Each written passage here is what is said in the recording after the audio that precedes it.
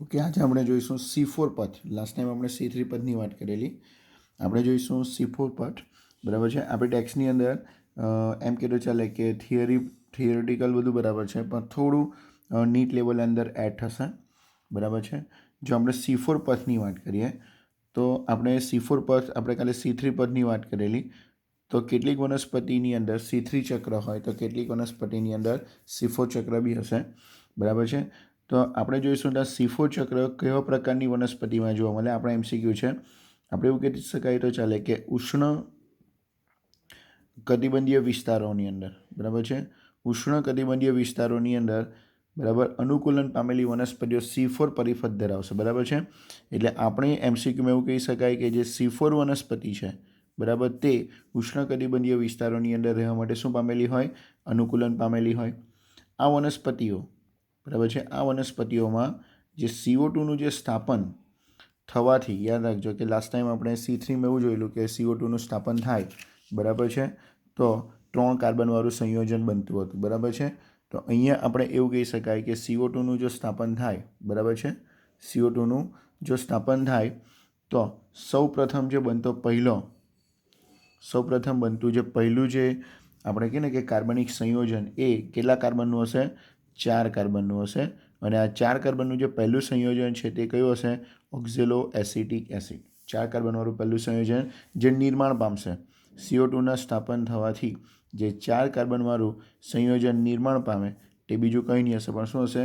ઓક્ઝેલો acetic acid હશે. બરાબર છે. તો આ તમારે યાદ રાખવાનું છે. આ આપણા 2 MCQ છે કે આવી જે વનસ્પતિ છે એ ઉષ્ણકટિબંધીય વિસ્તારોમાં રહેવા માટે અનુકૂલિત થયેલી હોય, અને બીજું કે એમાં CO2નું જે સ્થાપન થાય તો સૌ પ્રથમ એમાં 4 કાર્બન ધરાવતું ઓક્ઝેલો એસિડિક નિર્માણ પામતું હોય. બરાબર છે.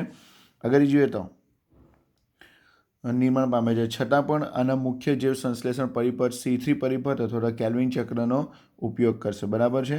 એટલે આપણે એવું કહેતો ચાલે કે આ નિર્માણ માટે પણ, બરાબર, એ શું કરશે? જે C4 વનસ્પતિઓ છે, બરાબર છે, એટલે કે મુખ્ય જૈવ સંશ્લેષણ પરિપથ તરીકે C3 પથ અથવા તો કેલ્વિન ચક્રનો ઉપયોગ કરશે. બરાબર છે.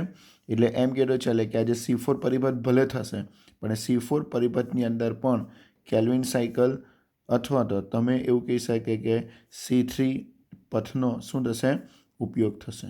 આની અંદર C3 પથનો પણ ઉપયોગ થશે. બરાબર છે. આપણે એ જોવાનું છે કે જે C4 વનસ્પતિઓ છે, આપણે એ જોવાનું છે કે જે C4 વનસ્પતિઓ છે એ C3 વનસ્પતિ કરતાં, બરાબર છે, C3 વનસ્પતિ કરતાં કઈ રીતે જુદી પડે? C3 વનસ્પતિ કરતાં કઈ રીતે જુદી પડે? તો આપણે એ જોવાનું છે કે C4 વનસ્પતિઓ C3 વનસ્પતિ કરતાં કેવી રીતે જુદી પડશે. બરાબર છે. તો જો આગળ જઈએ તો જે C4 વનસ્પતિઓ છે, બરાબર છે, આ C4 વનસ્પતિઓ આપણે એવું કહીએ તો ચાલે કે વિશિષ્ટ હોય છે. બરાબર. C4 વનસ્પતિઓ કેવી હોય છે? વિશિષ્ટ હોય છે. કેવી રીતે વિશિષ્ટ હોય? તો આપણે જોવાનું છે કે જે C4 વનસ્પતિના જે પર્ણો છે, બરાબર, C4 વનસ્પતિના જે પર્ણો છે એ પર્ણોની અંદર આપણે એવું કહીએ તો ચાલે કે એક વિશિષ્ટ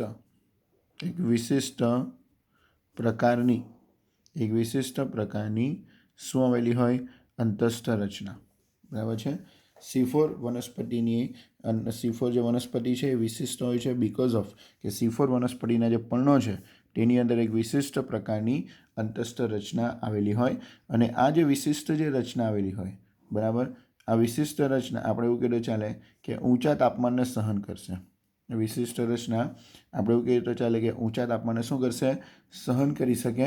અને ઊંચા તાપમાને સહન તો કરી જ શકે, પણ તમે એવું પણ કહી શકો કે જે પ્રકાશની વધુ તીવ્રતા હોય, પ્રકાશની વધુ તીવ્રતા સામે પણ શું આપશે? પ્રતિક્રિયા દર્શાવશે.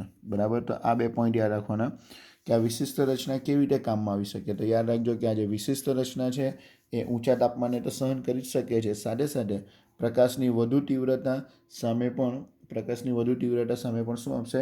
પ્રતિક્રિયા આપશે. બરાબર છે. તેમાં પ્રકાશ શ્વસન કહેવાતી પ્રક્રિયાનો અભાવ જોવા મળશે. આ બી આપણે યાદ રાખવાનું છે કે આવી વનસ્પતિની અંદર આપણે પ્રકાશ શ્વસન નેક્સ્ટ ટોપિક છે આપણો, બરાબર, પણ આ યાદ રાખવાનું છે કે આવી વનસ્પતિની અંદર પ્રકાશ શ્વસન બરાબર, પ્રકાશવર્ષણ નામની જે ક્રિયા થાય છે એ ક્રિયાનો અહીંયા શું જોવા મળશે? અભાવ જોવા મળશે. બરાબર. અને બીજું યાદ રાખવાનું છે કે આવી વનસ્પતિઓ જીવભારની ખૂબ જ ઊંચી શું ધરાવશે? ઉત્પાદકતા ધરાવતા હોય છે. બરાબર છે. એટલે કે આ વનસ્પતિનું ઉત્પાદકતા શું હશે? સૌથી વધારે હશે. એટલે કે C3 કરતાં કેવો હશે? વધારે. તો આ જે કેટલાક પોઈન્ટ છે, બરાબર, તે આપણે યાદ રાખવાના છે. પહેલો પોઈન્ટ યાદ રાખવાનો છે કે આવી વનસ્પતિ આપણને ઉષ્ણકટિબંધ વિસ્તારમાં જ જોવા મળશે. ક્લિયર થઈ ગયું? હવે બીજું યાદ રાખવાનું કે જે CO2 નું સ્થાપન છે, તો CO2 નું સ્થાપન સૌપ્રથમ ઓક્ઝિલો એસિડિક એસિડ ફોર્મમાં થશે. બરાબર. તો આ એક યાદ રાખવાનું રહેશે. બીજું કે આની અંદર કેલ્વિન સાયકલનો બી આપણે એવું કીધું ચાલે કે યુઝ થશે. બરાબર છે. કેલ્વિન સાયકલનો બી આની અંદર શું થશે? યુઝ થશે. એ પણ આપણે યાદ રાખવાનું છે. બરાબર. બીજું કે આવી વનસ્પતિની અંદર એક વિશિષ્ટ પ્રકારની અંતસ્થ રચના હશે કે જે હવે પછીના પોઈન્ટ એમાં મોસ્ટ વિશિષ્ટ પ્રકારની એવી અંતસ્થ રચના કે જે ઊંચું તાપમાનને સહન કરી શકે, પ્રકાશની વધુ તીવ્રતા સામે પ્રતિક્રિયા આપે.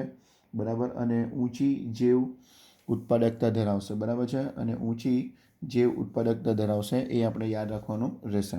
હવે જો આપણે જોઈએ તો હવે આપણે એની રચના તરફ જઈએ અથવા તો એની પ્રક્રિયા તરફ જઈએ તો જે C4 પરિપથ છે, બરાબર, C4 પરિપથ ધરાવતી જે વનસ્પતિ છે, બરાબર, C4 પરિપથ ધરાવતી જે વનસ્પતિ છે એ વનસ્પતિના જે વાહિપુલ છે, વાહિપુલ એટલે આપણે ખબર કે જલવાહકના અનુવાહક જે પેશી હોય તેને સંયુક્ત રીતે શું કહેવાશે? વાહિપુલ. તો C4 વનસ્પતિમાં જે વાહિપુલ છે, તો એ વાહિપુલની આસપાસ આપણે એવું કહેવાય ચાલે કે મોટા કોષો આવેલા હોય છે. એ વાહિપુલની આસપાસ મોટા કોષો આવેલા હોય છે. આ જે મોટા કોષો જે આવેલા હોય તેવા કોષોને આપણે શું કહીશું? પુલકંચુક કોષો. આ જે મોટા કોષો આવેલા હોય છે એ મોટા કોષોને આપણે શું કહીશું? પુલકંચુકના કોષો. તો ક્લિયર થઈ ગયું?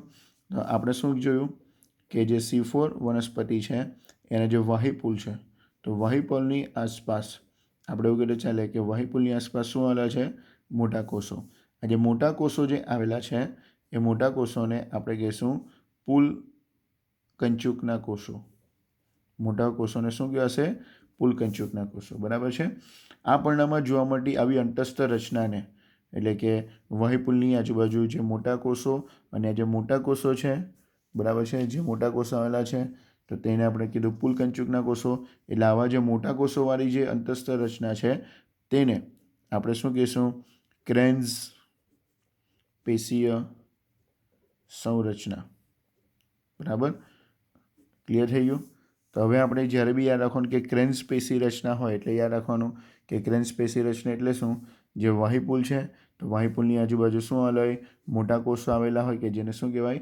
પુલકંચુકના કોષો કહેવાય. અહીંયા ક્રેન્ઝનો મતલબ આવરવું થશે. અહીંયા ક્રેન્ઝનો મતલબ શું થશે? આવરવું.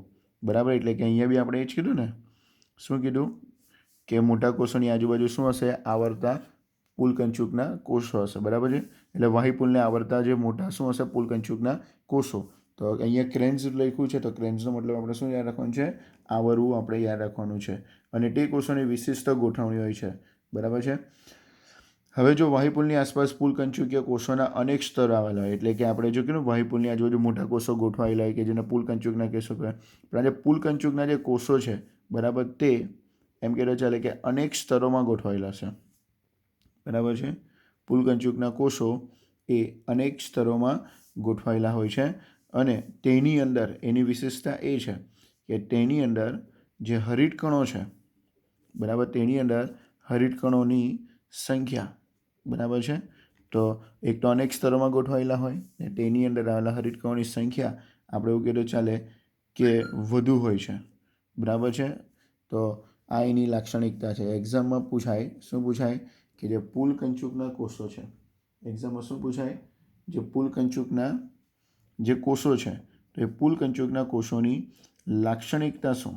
તો એક તો એવું કહી શકાય કે તે મોટા કોષો છે, તે અનેક સ્તરોમાં ગોઠવાયેલા છે અને તેની અંદર હરિતકણોની સંખ્યા કેવી હશે? વધારે હશે. ઓકે. ચલો હવે આગળ જોઈએ તો આ જે પુલકંચુકના કોષો છે, બરાબર, પુલકંચુકના કોષો શું ધરાવશે? જાડી કોષ દિવાલ. પુલકંચુકના કોષો શું ધરાવે? જાડી કોષ દિવાલ. અને આ જો જાડી કોષ દિવાલ ધરાવે તો તેની અંદર વાટ વિનિમય, બરાબર, એટલે કે હવાનું અવર જવર થવું, બરાબર છે. તો વાટ વિનિમય જો જાડી કોષ દિવાલ હોય તો તેના માટે વાટ વિનિમયની ક્રિયા કેવી થઈ જશે? અપ્રવેશશીલ થઈ જશે, બરાબર. અપ્રવેશશીલ તો થશે જ, પણ આંતરકોષીય અવકાશ બી હોતો નથી, બરાબર. આવા કોષોની વચ્ચે શું નથી હોતો? આંતરકોષીય અવકાશ પણ હોતો નથી, બરાબર છે. આપણી પાસે C4 વનસ્પતિના કેટલાક ઉદાહરણ છે. જો આપણે C4 વનસ્પતિની વાત કરીએ તો C4 વનસ્પતિની અંદર સમાવિષ્ટ વનસ્પતિની અંદર મકાઈ છે, જુવાર, બરાબર. આ બધી વનસ્પતિનો સમાવેશ કોની અંદર થશે? C4 વનસ્પતિની અંદર થશે, બરાબર છે. તો આટલું ક્લિયર થઈ ગયું છે આપણને કે જે વાહિપુલની આજુબાજુ જે મોટા કોષો આવેલા છે, તો વાહિપુલની આજુબાજુ જે મોટા કોષો આવેલા એને આપણે શું કહીશું? પુલકંચુકના કોષો કહીશું, બરાબર. આ જે પુલકંચુકના કોષો દ્વારા જે વાહિપુલને આવરવાની જે રચના છે કે જેને આપણે ક્રેન્સ પેશી રચના કહીશું. ક્રેન્સનો મતલબ આપણે યાદ રાખવાનું છે કે આવરવું, બરાબર. આ જે પુલકંચુકના જે કોષો છે તે અનેક સ્તરોમાં ગોઠવાયેલા અને તેની અંદર હરિતકણોની સંખ્યા શું હશે? વધારે હશે. વાહિપુલોના જે કોષો છે તે જાડી કોષ દિવાલ ધરાવતા હોય એટલે કે વાટ વિનિમયની જે ક્રિયા છે, બરાબર, એ કેવી થઈ જશે? અપ્રવેશશીલ બની જશે. ઇવન તેવા કોષોની વચ્ચે આંતરકોષીય અવકાશ બી હોતો નથી. અને C4 વનસ્પતિના આપણી પાસે જે એક્ઝામ્પલ છે તેમાં મકાઈ અને બીજું કોણ છે?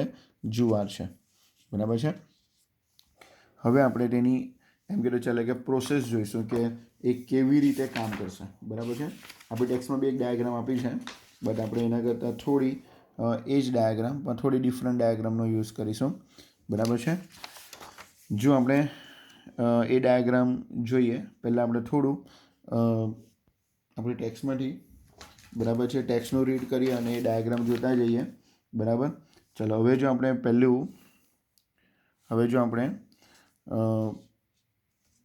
પેજ નંબર 219 પર જોઈએ તો, બરાબર છે. હવે આપણને એવું કીધું છે કે CO2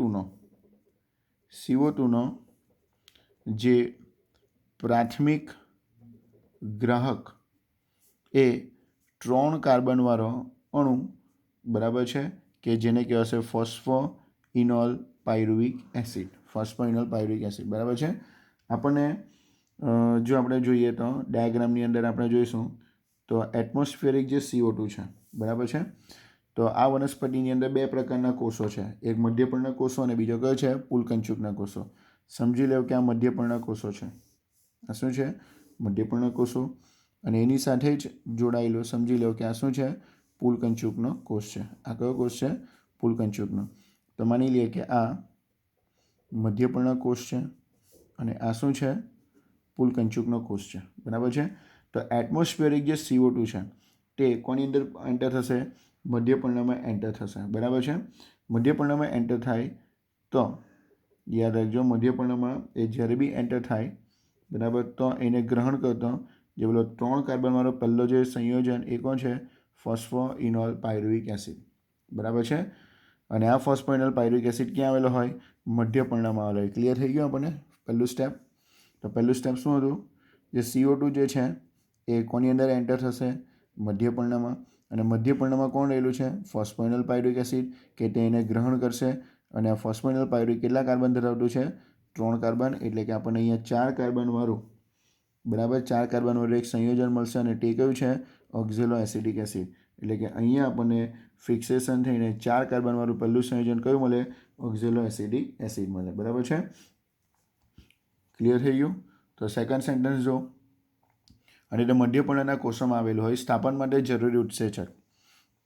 તો ફોસ્ફોઇનોલ પાયરુવિક એસિડ પરથી જ નામ આવશે ફોસ્ફોઇનોલ પાયરુવેઝ, બરાબર. ફોસ્ફોઇનોલ, બરાબર છે, શું આવશે? પાયરુવેઝ, બરાબર. આ ઉત્સેચકની મદદથી CO2 નું શું થશે? સ્થાપન થશે. હવે જો એક સ્ટેપ આગળ જઈએ, અહીં એ નોંધવું મહત્વનું છે કે મધ્યપર્ણના કોષોમાં રૂબિસ્કો ઉત્સેચક હોતો નથી. આ યાદ રાખવાનું કે મધ્યપર્ણના કોષોની અંદર, બરાબર છે, રૂબિસ્કો, આપણે કે લાસ્ટ ટાઈમ એનું ફૂલ ફોર્મ કીધેલું, બરાબર, રિબ્યુલોસ બાયફોસ્ફેટ કાર્બોક્સિલેઝ ઓક્સિજનેઝ. તો યાદ રાખવાનું કે મધ્યપર્ણના કોષોમાં રૂબિસ્કો ઉત્સેચક હોતો નથી. હવે જે C4 એસિડ જે ઓક્ઝેલો એસિડિક એસિડ મધ્યપર્ણના કોષોમાં નિર્માણ પામે છે, એટલે આ પહેલો સ્ટેપ આપણો ક્લિયર થઈ ગયો. તો પહેલો સ્ટેપ યાદ રાખવાનું કે એટમોસ્ફિયરિક CO2 મધ્યપર્ણમાં પ્રવેશે અને તેને પ્રથમ પ્રાથમિક ગ્રહણ કરતો પદાર્થ કયો છે? ફોસ્ફોઇનોલ પાયરુવેટ એસિડ, જે કેટલા કાર્બનનો છે? 3 કાર્બનનો છે. અને એનું સ્થાપન ફોસ્ફોઇનોલ પાયરુવેટ દ્વારા થશે અને થયા પછી એનું 4 કાર્બનવાળું જે સંયોજન છે ઓક્ઝેલો એસિડિક એસિડમાં શું થશે? એનું સ્થાપન થશે. આટલું ક્લિયર છે? ચાલો હવે આપણે એનાથી એક સ્ટેપ આગળ જઈએ તો બરાબર. ત્યારબાદ તે મધ્યપર્ણના કોષોમાં અન્ય 4 કાર્બનયુક્ત સંયોજન મેલિક એસિડ કે એસ્પાર્ટિક એસિડનું નિર્માણ કરે. એટલે આપણે ટેક્સ્ટમાં લખ્યું નથી, પણ યાદ રાખવાનું જે ઓક્ઝેલો એસિડિક એસિડ જે છે 4 કાર્બનનું બરાબર, તે ક્યાં તો મેલિક અથવા તો એસ્પાર્ટિક એસિડમાં નિર્માણ પામે, પણ તે દરમિયાન યાદ રાખજો, તે દરમિયાન જે NADPH છે, તે દરમિયાન જે NADPH છે તે શામાં ફેરવાઈ જશે? NADPમાં ફેરવાઈ જશે. બરાબર છે. તો ઓક્ઝેલો એસિડિક એસિડ શામાં રૂપાંતર પામી જશે? મેલિક અથવા તો એસ્પાર્ટિક એસિડમાં રૂપાંતર પામે, પણ તે દરમિયાન NADPH છે તે NADPમાં શું પામશે? રૂપાંતર પામી જશે. હવે આ જે મેલિક એસિડ છે એ મધ્યપર્ણમાંથી કોની અંદર આવી જશે? પુલકંચુકના કોષોમાં આવી જશે. મેલિક એસિડ એ મધ્યપર્ણમાંથી કોની અંદર આવી જશે? પુલકંચુકના કોષોમાં આવી જશે. બરાબર છે. લખ્યું છે કે મેલિક એસિડ કે એસ્પાર્ટિક એસિડનું નિર્માણ થાય કે જે પુલકંચીય કોષોમાં સ્થળાંતરિત થાય. પુલકંચીય કોષોમાં આ 4 કાર્બનનું જે એસિડ છે, એટલે કે જે એસ્પાર્ટિક એસિડ છે અથવા તો જે મેલિક એસિડ છે, બરાબર છે, તો તેનું વિઘટન થઈને CO2 અને એક 3 કાર્બનયુક્ત અણુ શું થશે? મુક્ત થશે. એટલે કે આ જે મેલિક એસિડ છે એનું શું થશે? ડીકાર્બોક્સિલેશન. ડીકાર્બોક્સિલેશન એટલે આપણે એવું કહી શકાય કે આ દરમિયાન, આ પ્રક્રિયા દરમિયાન CO2 શું થશે? મુક્ત થશે. આ દરમિયાન શું થાય? CO2 મુક્ત થાય અને બીજું NADPH પણ મુક્ત થશે. આપણી ટેક્સ્ટમાં લખ્યું નથી, પણ આપણે યાદ રાખવાનું કે CO2 શું થશે? મુક્ત થશે. CO2 મુક્ત થાય એટલે 4 કાર્બનમાંથી ફરીથી કેટલા કાર્બન બની જશે? 3 કાર્બન. અને 3 કાર્બનવાળું જે સંયોજન બનશે એ બીજું કોઈ નથી પણ શું છે? Pyruvic acid. 3 કાર્બનવાળું સંયોજન જે નિર્માણ પામે તે કયું છે? Pyruvic acid. બરાબર છે. તો હવે આપણી ટેક્સ્ટમાં જો કે લખ્યું છે કે પુલકંચુકીય કોષોમાં આ 4 કાર્બન ધરાવતો એટલે કે C4 એસિડ વિઘટન પામીને CO2 અને 3 કાર્બનયુક્ત સંયોજન બને. તો CO2 તો અહીંયા છૂટો પડી ગયો અને 3 કાર્બનવાળું સંયોજન કયું બની ગયું? Pyruvic acid. ક્લિયર થઈ ગયું આટલું? આગળ જઈએ તો 3 કાર્બનવાળો અણુ પુનઃ મધ્યપર્ણ પેશીના કોષોમાં પ્રવેશે. એટલે આ જે પાયરુવિક એસિડ જે છે, પાયરુવિક એસિડ તે ફરીથી હવે ક્યાં જશે? મધ્યપર્ણના કોષોમાં જશે. ફરીથી એ ક્યાં જશે? મધ્યપર્ણના કોષોમાં જશે. આટલું ક્લિયર થઈ ગયું? ઓકે. હવે જ્યાં તે ફરીથી ફોસ્ફોઇનોલ પાયરુવિક એસિડમાં પરિવર્તન પામે તો જ આ ચક્ર પાછું પૂરું થાય. એટલે કે ફરીથી પાછું જ્યારે CO2 મળે તો ત્યારે અહીંયા ફોસ્ફોઇનોલ પાયરુવિક એસિડ હોય તો જ આ ચક્ર પાછું ચાલશે. તો પાયરુવિક એસિડનું ફરીથી યાદ રાખજો શામાં રૂપાંતર થઈ જશે? ફોસ્ફોઇનોલ પાયરુવિક એસિડમાં રૂપાંતર થાય. પણ યાદ રાખજો કે રૂપાંતર કરવા માટે આપણી ટેક્સ્ટમાં લખ્યું નથી, પણ કેટલા ATP યુઝ થઈ જશે?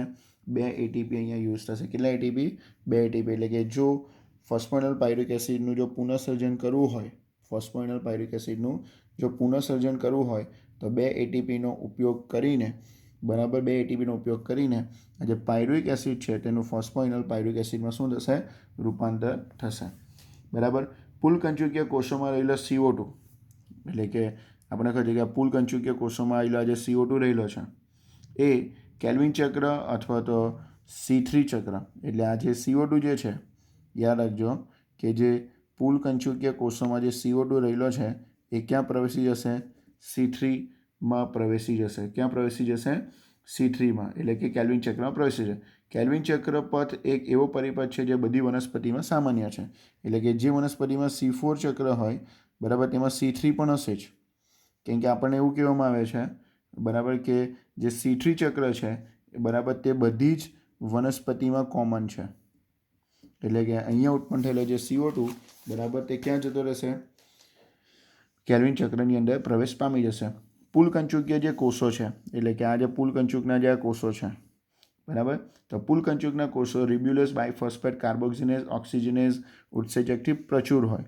એટલે આપણે કીધું કે જે મધ્યપર્ણના કોષોમાં રૂબિસ્કો હોતો નથી, પણ પુલકંચુકના કોષોની અંદર, બરાબર, રૂબિસ્કો હોય છે. પુલકંચુકીય કોષોની અંદર રૂબિસ્કો હોય છે, બરાબર. અને આ કોષોની અંદર રૂબિસ્કોની જગ્યાએ કોણ હશે? ફોસ્ફોઇનોલ પાયરુવેઝ. તો યાદ રાખવાનું કે મધ્યપર્ણ કોષોની અંદર ફોસ્ફોઇનોલ પાયરુવેઝ હોય, બરાબર. જ્યારે મધ્યપર્ણ કોષોની અંદર શું હશે? રૂબિસ્કો હશે. ખબર પડી ગયું? જ્યારે મધ્યપર્ણમાં રૂબિસ્કો નથી, બરાબર, ત્યારે પુલકંચુકીય કોષોમાં ફોસ્ફોઇનોલ પાયરુવેઝ હશે નહીં. આ મૂળભૂત પરિપથ કે જેના પરિણામ સ્વરૂપે શર્કરાનું નિર્માણ થાય તે કેલ્વિન પરિપથ અને C4 વનસ્પતિઓમાં બંનેમાં કેવો છે? સામાન્ય છે, બરાબર છે. બંનેમાં કેવો રહેશે? સામાન્ય રહેશે. એટલે આપણે જો આપણે ટેક્સની ડાયાગ્રામ યાદ રાખીએ, ટેક્સની ડાયાગ્રામ, બરાબર, તો યાદ રાખવાનું કે જે ટેક્સની ડાયાગ્રામ છે તેમાં અહીંયા આપણને એક ઓક્ઝેલો એસિડિક એસિડ નથી આપ્યું. આ 4 કાર્બનવાળું કયું? ઓક્ઝેલો એસિડિક એસિડ અહીંયા મળી ગયું. હવે આ 4 કાર્બનમાંથી હવે તમને કીધું તેમ કે અહીંયા શું ફરક પડશે? જે NADPH છે તે શામાં રૂપાંતર પામી જાય? NADPમાં. અને અહીંયા 4 કાર્બનવાળું જે સંયોજન બને તે કયું હશે? ક્યાં તો મેલિક એસિડ બનશે, ક્યાં તો એસ્પાર્ટિક એસિડ બનશે, કે જે અહીંયા આવશે અને ફરીથી એનું ડીકાર્બોક્સિલેશન થશે, CO2 અને બરાબર બીજું NADPH મુક્ત થશે અને જે 3 કાર્બનવાળું સંયોજન બને બીજું કંઈ નથી પણ શું છે? પાયરુવિક એસિડ છે. આ પાયરુવિક એસિડનું બરાબર હવે જ્યારે એનું પુનઃસર્જન શામાં થાય? ફોસ્ફોઇનોલ પાયરુવેટમાં થાય ત્યારે એને અહીંયા કેટલા ATPનો યુઝ કરશે? 2 ATPનો યુઝ કરશે, બરાબર છે. તો આટલું જોવાનું રહેશે. અને ત્યાર પછી આપણે આજે જ કીધું કે એમ પ્રકાશ શ્વસન, બરાબર, તે આપણે જોઈશું, બરાબર.